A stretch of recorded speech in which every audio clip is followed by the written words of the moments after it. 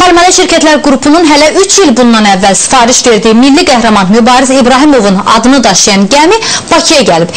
Gəminin bu dəfə Bakıda suya buraxılması da əlamətdar hadisə kimi olub. Milli qəhrəman Mübariz İbrahimovun adını daşıyan yük gəmisi Azərbaycana gəlib. 2011-ci ildə Palmali şirkətinin Türkiyədə tikdirdiyi yük gəmisi milli qəhrəman Mübariz İbrahimovun adını daşıyır. Gəmi 9000 tona qədər neft və yanacaq daşıma qabiliyyətinə malikdir. Mübariz İbrahimovun adını daşıyan tankerdə bir güşə elə milli qəhrəmanımıza həsr olunub.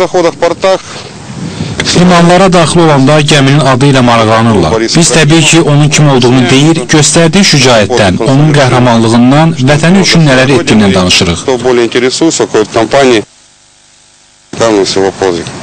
Gəminin Türkiyədə suya salınma mərasimində iştirak edən milli qəhrəmanın atası Ağa Kərim İbrahimov tankeri qarşılamaq üçün Bakıya gəlib.